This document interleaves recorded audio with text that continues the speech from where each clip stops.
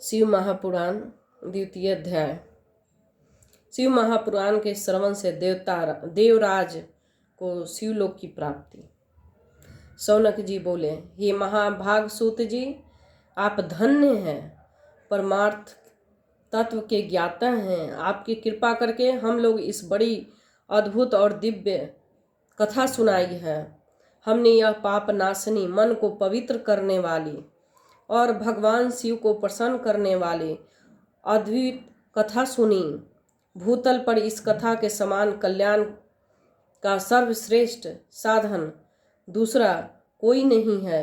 यह बात हमने आज आपकी कृपा निश्चय पूर्वक समझ ली है। हे सूत जी, कलयुग में इस कथा की कौन कौन से पापी शुद्ध होंगे, इनके कृपा पूर्वक बताइए और इस जागृत को कृतार्थ कीजिए। सूत जी बोलते हैं, हे मुने, जो मनुष्य पापी, दुराचारी, खल तथा काम क्रोध आदि में निरंतर डूबे रहने वाले हैं, वो भी इस पुराण से अवश्य शुद्ध हो जाते हैं। यह कथा वास्तव में उत्तम महाज्ञान है, ज्ञान यज्ञ है, जो सदा सांसारिक भोग और मोक्ष को देने वाला है। जो सदा सांसारिक भोग और मोक्ष को देने वाला है, सभी पापों को नष्ट करने वाला है और भगवान शिव को प्रसन्न करने वाला है। जो अत्यंत लालची, सत्य विहीन, अपने माता पिता से द्वेष करने वाले, पाखंडी तथा हिंसक वृत्ति के हैं, वो भी ज्ञान यज्ञ से शुद्ध हो जाते हैं।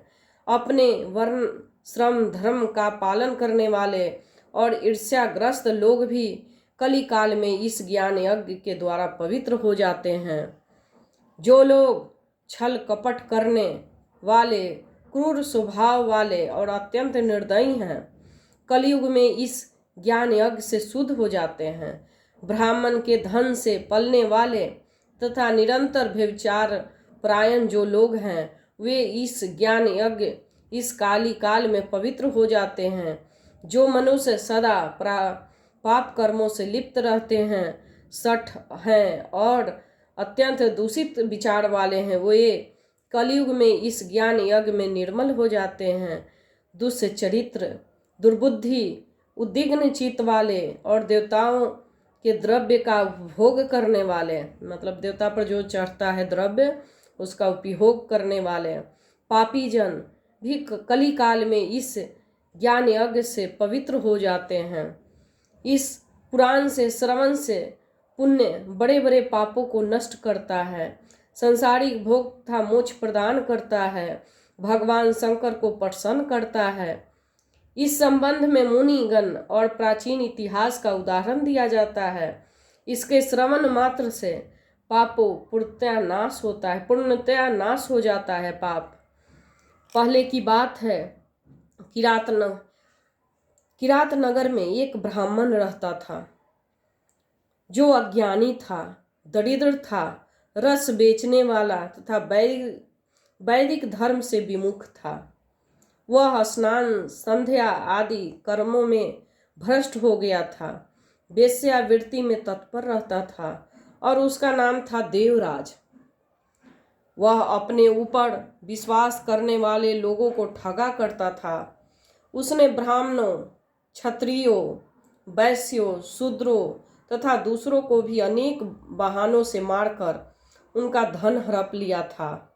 बाद में उसने अधर्म से बहुत सारा धन अर्जित कर लिया, परंतु उस पापी का थोड़ा सा भी धन कभी धर्म के काम में नहीं लगा। जितना पाप करता था, उसका कोई भी धन धर्म में नहीं लगा। एक दिन वह ब्राह्मण तालाब पर नहाने गया। वहां शोभावती नाम की एक वेश्या को देखकर वह अत्यंत मोहित हो गया। वह सुंदरी भी उस धनी ब्राह्मण को अपने वशीभूत हुआ जानकर प्रसन्न हुई। आपस में वार्तालाप से उनमें प्रीति उत्पन्न हो गई। उस ब्राह्मण ने उस वेश्या को पत्नी बनाना तथा उस वेश्या के उसे पति बनना स्वीकार कर लिया। यह प्रकार काम वश होकर वे दोनों बहुत समय तक विहार करते रहे। बैठने, सोने, खाने पीने और कीड़ा में वे दोनों निरंतर पति पत्नी की तरह व्यवहार करने लगे और माता पिता तथा पत्नी बार बार रोकने पर भी पाप कृत्य में संलग्न वह ब्राह्मण उनकी बात नहीं मानता था।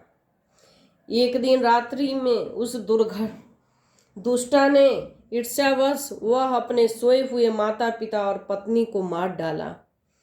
जो मतलब ब्राह्मण था, एक दिन ईर्ष्यावश अपने माता पिता और पत्नी को रात को मार डाला और उनका सारा धन हर लिया। वेश्या में आसक्त चित्त वाले उस कामी ने अपना और पिता आदि का सारा धन उस वेश्या को दे दिया। वह पापी अभक्ष्य भक्षण तथा मद्यपान करने लगा। वह नीच ब्राह्मण उस वेश्या के साथ एक ही पात्र में सदा जूठा भोजन करने लगा। एक दिन घूमता घामता वह दैवयोग से प्रतिष्ठानपुर झूसी प्रयाग में जा पहुंचा। वहां उसने एक शिवालय देखा जहां बहुत से साधु महात्मा एकत्र हुए थे। देवराज उस शिवालय में ठहर गया। वहां उस ब्राह्मण को ज्वर आ गया। उस ज्वर में उसको बड़ी पीड़ा होने लगी। वहां एक ब्राह्मण देवता शिव महापुराण की कथा सुना रहे थे। ज्वर से परा हुआ देवराज ब्राह्मण के मुखार बिंद से निकली हुई उस शिव कथा के निरंतर सुनता रहा। एक मास के बाद वह ज्वर से अत्यंत पीड़ित होकर चल बसा। यमराज के दूत आए और उसे पासों से बांधकर बलपूर्वक यमपुरी ले गए। इतने में शिवलोक के भगवान शिव पार्षदगण आ गए और गौर से अंग कपूर के समान उज्जवल दे रहे थे। हाथ में त्रिशूल सुशोभित हो रहे थे। उनके संपूर्ण अंग से भस्म से उद्दसित थे। रुद्राक्ष की माला उनके शरीर को शोभा बढ़ा रही थी। वे सब क्रोध करते हुए यमपुरी गए और यमराज के दूतों को मार पीट कर बारंबार धमकाकर उन्हें देवराज को उनके चंगुल से छुड़ा लिया और अत्यंत अद्भुत विमान बिठाकर वे शिवदूत कैलाश जाने लगे उद्यत हुए। उस समय यमपुरी में बड़ा भारी कोलाहल मच गया। उस कोलाहल सुनकर धर्मराज अपने भवन में बाहर आए। साक्षात दूसरे रुद्रों के समान प्रतीत होने वाले उन 4 दूतों को देखकर धर्मराज उनका विधि पूर्वक पूजन किया। यम ज्ञान दृष्टि से देखकर सारा वृत्तांत जान लिया। उन्होंने भय के कारण भगवान शिव को उन महात्मा दूतों को कोई बात नहीं पूछी। यमराज से पूजित तथा प्रार्थित होकर शिवदूत कैलाश चले गए और उन्हें उस ब्राह्मण का दया सागर शाम शिव को दे दिया। शिव पुराण की यह परम पवित्र कथा धन्य है, जिसके सुनने से पापी जन भी मुक्त हो गए, मुक्ति की योग्य बन जाते हैं। भगवान सदाशिव परम धाम को वेदज्ञ सभी लोगों में सर्वश्रेष्ठ बताते हैं।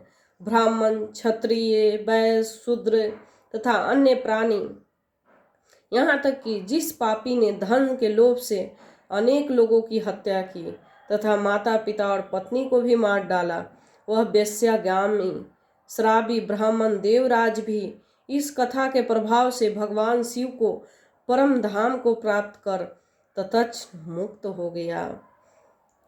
2 अध्याय समाप्त। जय भोलेनाथ। इस शिव महापुराण का आप कथा देख रहे हैं।